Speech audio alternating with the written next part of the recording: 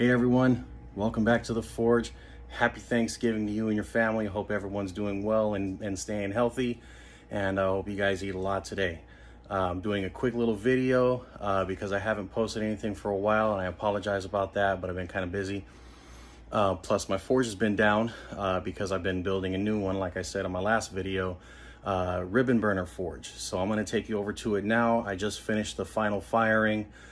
Brought it well up to temperature to burn off all the excess moisture, and actually forged a little practice railroad spike knife. So stay tuned and I'll show you what's up. All right, y'all, so like I said in my last video, I chose not to video the build because I know I'm amateur. There was going to be a lot of mistakes. Plus I know there's a lot of resources, not only on YouTube, but knife forums all over the place on how to make a ribbon burner forge or just a forge in general. So I'll get right into it. First and foremost, it's still connected to the PID temperature controller. It's going to work a little bit differently though, because now the probe is a little bit further away from direct heat, so it's not going to be shutting on and off as much, which is kind of fine for me. It was doing it too much originally. It was just couldn't figure out how to program it correctly, so I'm just going to leave it the way it is. I may actually disconnect the solenoid in the future just to save, you know, a part from failing off in the future. Next, I have the blower right here. This is from Home Depot's website. It's a cheap blower. It's like 89 bucks. It's an 850 CFM with a 5.22 water column of static water column. Which is what I was recommended to use for the forge. It has continuous pressure no matter how much there's resistance, and it's actually pushing air. It's like it's called a centrifuge, I think is what it's worded as, but it's supposed to be very efficient. It's what it is an inflatable bounce house blower, so it's definitely a workhorse of a motor. It's fairly quiet. I think I measured it at about 85 or 87 decibels right next to it when I first got it. Has a 4-inch outlet, so down there, as you can see, I have a 4-inch to 2-inch reducer that's rubber, and then all the other plumbing from here on out is going to be 2 inches. Some of it was custom length. I just had them thread one end, and then there you see the rubber couplers. That's so I can disconnect this main body here, so I can do servicing on the propane plumbing side. Big old 2-inch gate valve to control the airflow, which works flawlessly. And over here, everything's a 1/4 inch, so you can see I have it going from the solenoid and just hard lined up with a needle valve to fine tune the PSI, and a shut off, which is on right now, but I just finished firing the thing up and bringing it to full temperature to steam off the remaining moisture.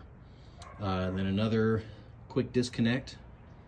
It's kind of tricky, but it's doable. I've already done it once because I did change the needle valve from the T-handle style to the round knob, which is a little more comfortable to use and make adjustments to.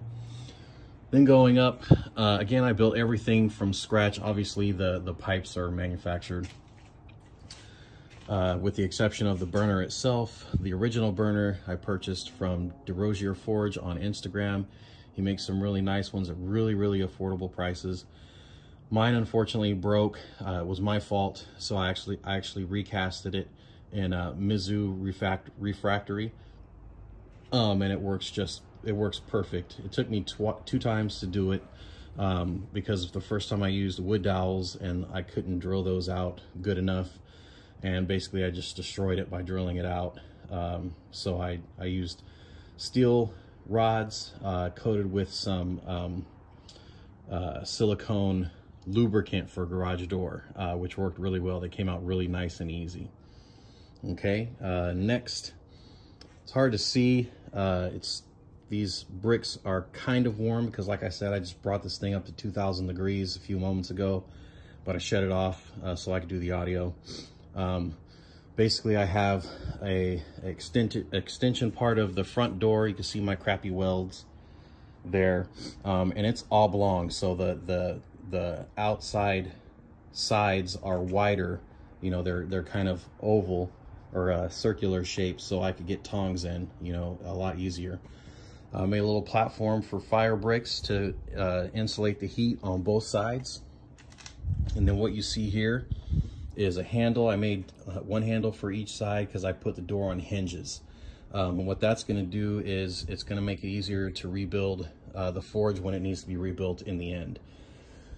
So hinges pop off nice and easy. This is paper that I had on there to light the forge up, but you can see it's still kind of glowing in there. It's really hot. I can feel the heat from here. But yeah, so the hinges are a little bit crooked. The hole is not centered because everything shifted once I put the refractory in.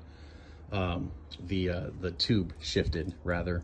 And then I also made a little forge floor out of the Mezzo refractory as well, so I can make that replaceable if it ever gets damaged from flux or anything. Put that back on, and then I got hinges that are just lift off, and they're opposite of each other intentionally. That way they go on the same way and the same orientation front and back. I did mount these crooked. It looked really straight when I did it the first time. You know, when I measured it out, I used the level and everything, but apparently it's still really crooked. It looks crooked in my eyes. And then I just used angle iron with some slots, cut some slots in it to keep it on the stand, the original stand that I had for my original forge. Works really well because when I pull this out, it hits that bump down there, and I don't want that thing coming off or you know, breaking any of the plumbing. So it's pretty secure that way. Just use some L brackets to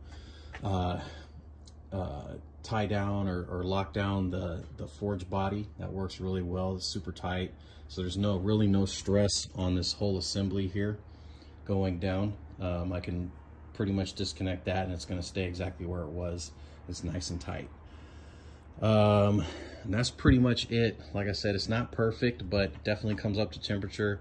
I can definitely run this to about what feels like a half a PSI when it gets up to full temperature. I mean, it's the air is barely flowing out of there, but it's a nice, barely visible flame, but the thing was crawling up, you know, past 2,000 degrees. So no doubt in my mind, it's going to be perfect for forge welding. So I may post my my old forge, my Majestic 3-burner knife maker.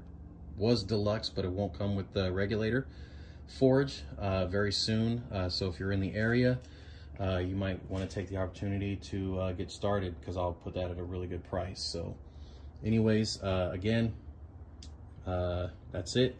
Hope you guys like it. All right, y'all. Hope you enjoyed the video as much as I enjoyed making it. If you got anything out of it or any of my other videos and you haven't yet, please like, share, subscribe, and hit that notification bell for any time I put out a new video. You can be notified of it. So until next time, stay safe, stay blessed, and stay